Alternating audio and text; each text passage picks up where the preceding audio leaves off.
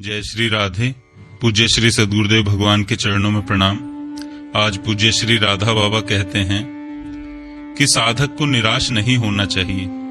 कभी किसी दिन एक क्षण में ऐसी घटना हो जाएगी कि बस उस रस समुद्र में बह जाइएगा। उसमें यह नियम नहीं कि धीरे धीरे ऊंचा उठते उठते तब होगा।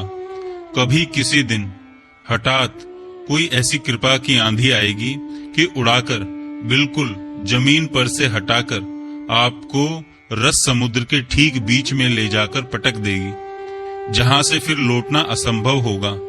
किनारे रहे तब तो फिर शायद पीछे भी लौटें, पर वह आंधी इतनी दूर उड़ा ले जाएगी कि फिर जमीन का और छोर भी दिखना बंद हो जाएगा।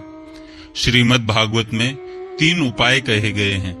पहला, ऐसी कृपा होने की बाट देखता रहे कि अब हुई, आज भगवान की कृपा हो जाएगी, कल हो जाएगी, इस महीने तो भगवान की कृपा हो ही जाएगी, इस वर्ष में तो निश्चय ही भगवत प्राप्ति हो ही जाएगी।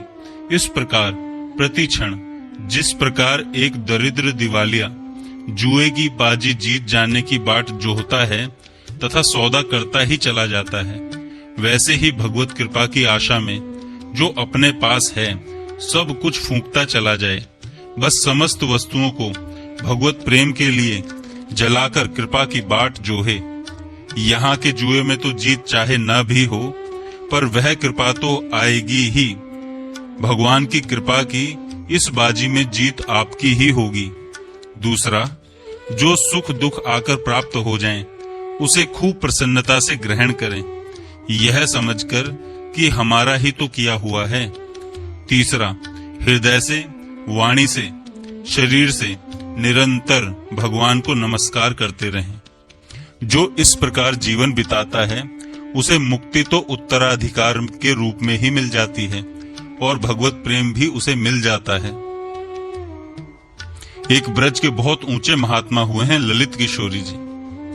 कहते हैं कि जब श्री बनवास मिल्यो सजनी तब तीरथ आन गए न गए, जब लाडली लाल को नाम लियो तब नाम न आन लये न लये, पदकंज किशोर ही चित्त पग्यो तब पायन आन नये न नये, जब नैन लगे मन मोहन सो तब औगुन आन भये न भये। ब्रज के एक बहुत ऊंचे महात्मा हुए हैं श्री ललित किशोरी जी, उन्हीं का यह पद है। ऐसी ही निष्ठा आगे चलकर रसिक भक्तों की हो जाती है। पद का भाव यह है कि यदि श्री प्रिया जी के कुंज में बसने का, वृंदावन में बसने का सौभाग्य मिल गया तो फिर दूसरे तीर्थों में गए अथवा न गए, जाना नहीं जाना बराबर है। समस्त साधन का फल तो ब्रजवास के रूप में ही मिल गया, अब और तीर्थों में जाकर क्या होगा। दूसरी बात यह है कि जब प्रिया प्रियतम लाडली लाल का नाम मुख से निकल गया तब फिर दूसरे नाम, दूसरी चर्चा मुख से निकली या न निकली, आवश्यकता ही कुछ नहीं है। तीसरी बात, जब श्री प्रिया जी के चरण कमलों में चित्त झुककर उसमें फंस गया, उस रंग में पक गया, तब फिर और किसी के चरणों में सिर नवाया या नहीं नवाया, दोनों बराबर हैं। चौथी बात, जब दृष्टि मनमोहन से लग गई, नेत्र मोहन से जा लगे, तब फिर दूसरा कोई अवगुण हुआ या नहीं हुआ, दोनों बराबर हैं। किसी पर पुरुष में दृष्टि लगाना बड़ा अवगुण है, पर अब वही श्री मनमोहन रूप सुधा चंद्र में लग जाती है तब वह परम सद्गुण बन जाता है। इस प्रकार श्री कृष्ण प्रेम का भिखारी बस 4 लक्ष्य सामने रखकर बढ़ता है, जगत की परवाह मिटाकर बढ़ता है।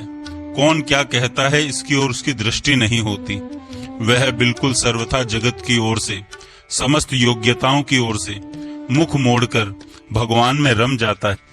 प्रियतम प्रभु के नाम रूप लीला धाम, इन 4 चीजों में अभ्यास के द्वारा जैसे हो, जिस प्रकार से हो, बस एक ही चर्चा, एक ही वातावरण निरंतर बनाए रखें।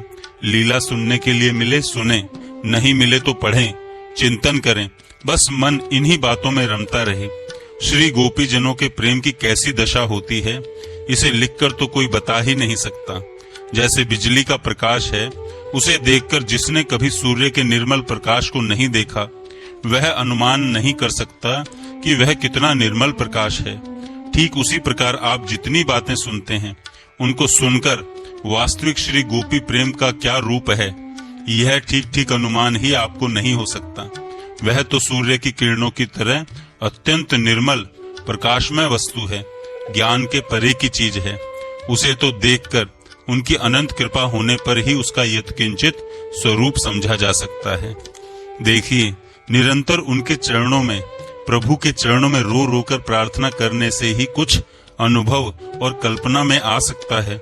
इसलिए लीला पढ़ें, सुने, प्रार्थना करें, निरंतर कृपा की भीख मांगते ही चले जाएं और जहां तक बने अब मन को प्रपंच के कामों से दूर रखने की चेष्टा करें। जय श्री राधे। जय जय